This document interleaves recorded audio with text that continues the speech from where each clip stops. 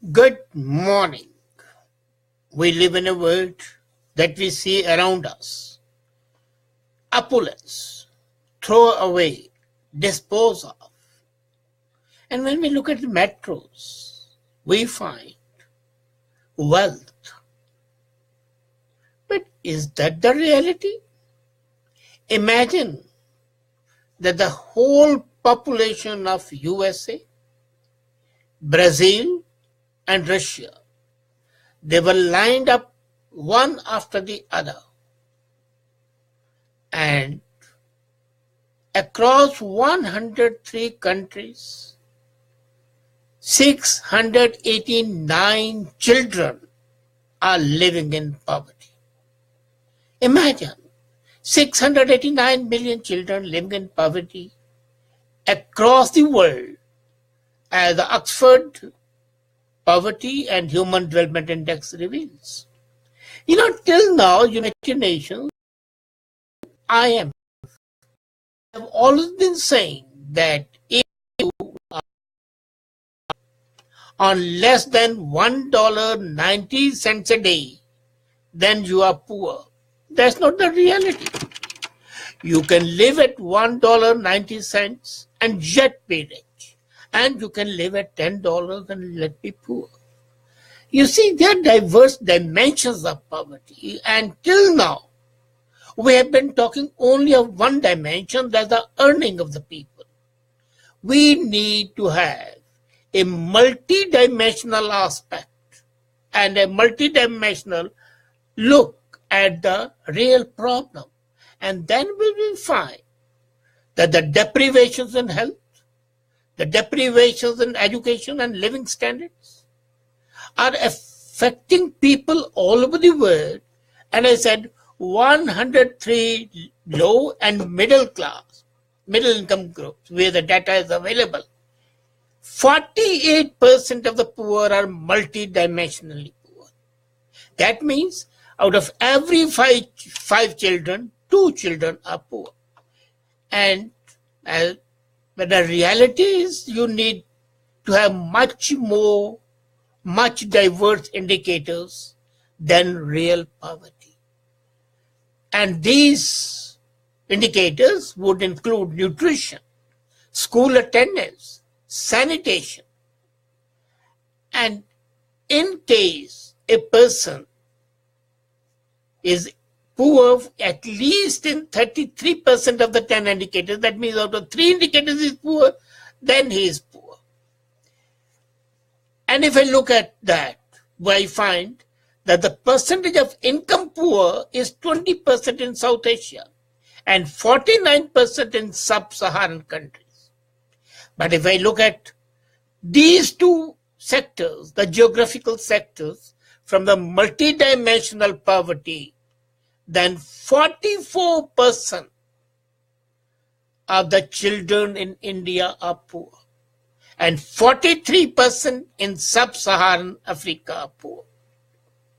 So, sub-Saharan children are a wee bit better than the South Asian children. But that's no consolation. You see, the biggest problem is that 2015 MDGs, Millennium Development Goals, was only concentrated on increasing the income of the people.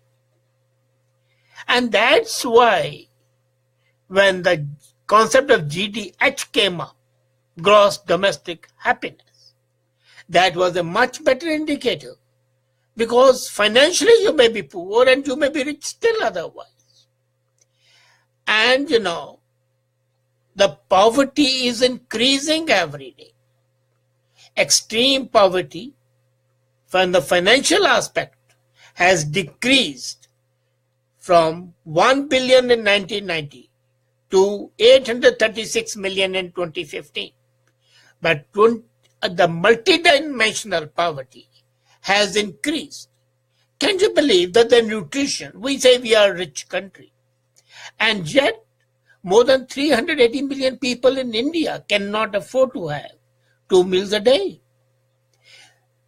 As we were saying the other day, 33% of the population goes hungry approximately.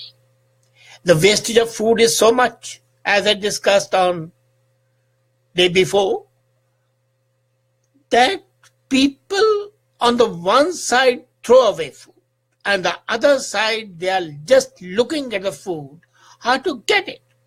So there are complementary ways. Much more frustrating is that 34% of the population in these countries constitutes half of the world's poor and has a higher rate of poverty than the adults. Now this is the tragedy. The adults are poor, and by definition, when the adults are poor, their children are supposed to be poor. But we have seen the situation where the adults are rich, but the children are poor. Their nutrition may not be up to the standard. Their upbringing may not be good. Their hygienic condition in which they are being brought up, in a very opulent home even, and the food that they are taking may not be nutritious enough. And that's a poverty. It may not be poverty as far as the clothes are concerned, but it is still the poverty if you cannot have a nutritious food. So the whole concept of the poverty has to undergo a change. You cannot say that if a person is deprived from health, a child suffering from cancer is poor, howsoever opulent he may be. A child suffering from malnutrition is poor, whether it's because of the bad dietary habits or because of any other factor. You know, the World Bank study shows that between 2002 and 2011, 61% of the countries in sub-Saharan Africa did not have adequate data. And that data is still not available today. When we look at it, the various parameters, and as the Oxford Multidimensional Poverty Index shows, that a total multidimensional look at this issue reveals a real horror.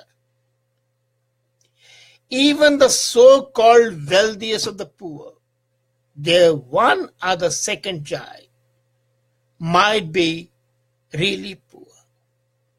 Now you might say, well, that is the bad parenting, and whether parenting is proper or not, we'll talk some other time. You might say it's bad health condition, which is possibly out of their control. If a child is suffering from cancer, what can they do? They can only treat him. Yes, but the very fact that the carcinogenic elements came over there and they survived shows the poverty. How can a child be happy if he is in eternal pain, in a nerve-wracking pain? So that is the issue. And what we need is, we need to understand that the successful anti-poverty movement is one which eradicates poverty in all forms and dimensions whatsoever. Now, I was amazed and surprised and felt enlightened after reading the report. The child who is a victim of cyberbullying, very rich, has all the amenities of life, and yet he is being bullied. What would you call that child? A happy child? Or a rich child? No.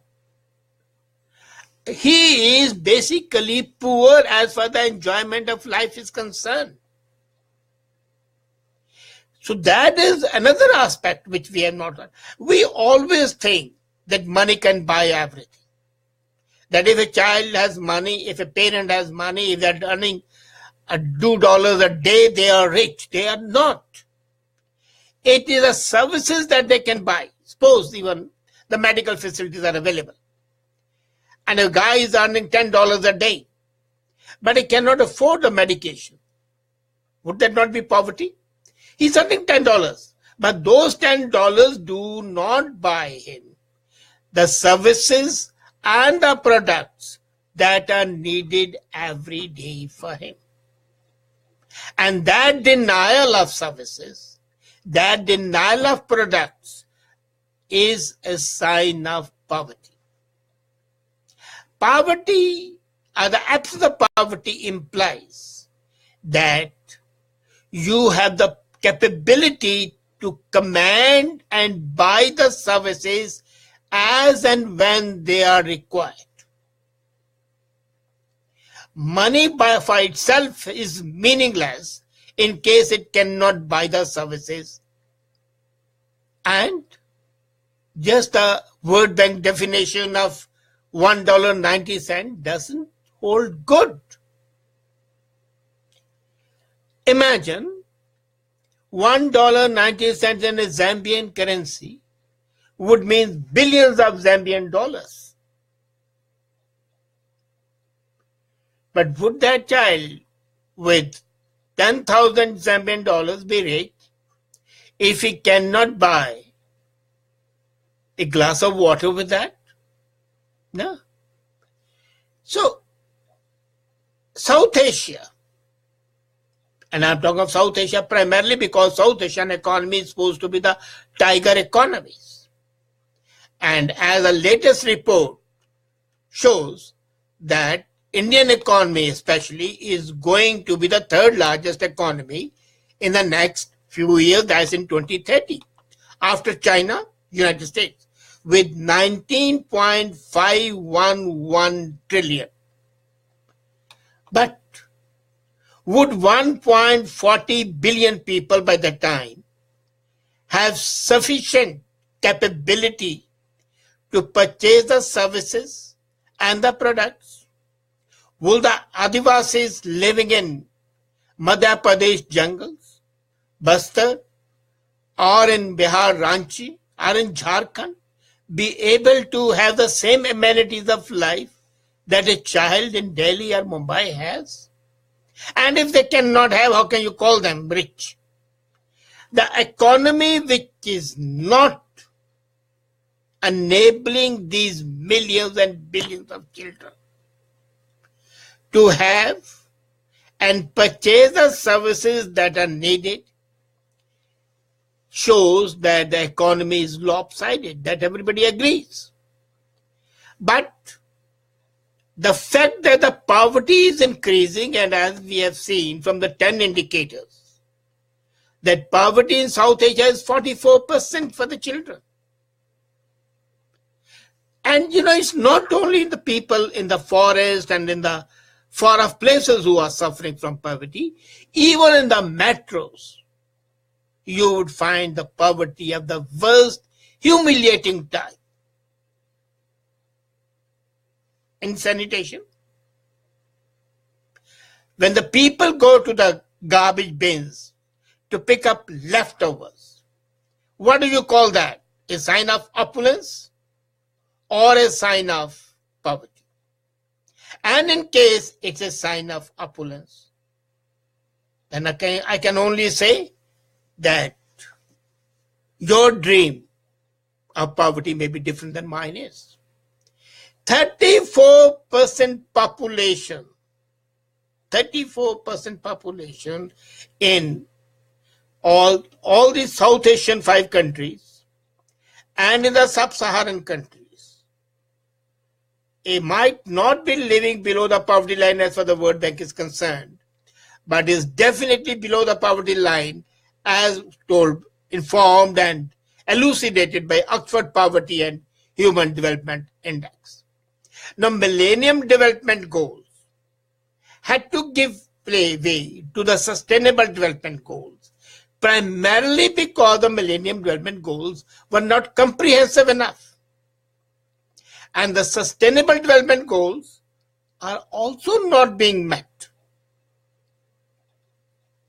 We have got to ensure that immediate action is required so that the children, which are the major resource of any nation are not left unattended. The most successful anti-poverty movement in the history needs to be initiated today, right now. And that anti-poverty history should be such that no one leaves behind and lives in poverty in any form, in any dimension, anywhere. Is this asking too much? Think about it. Thank you.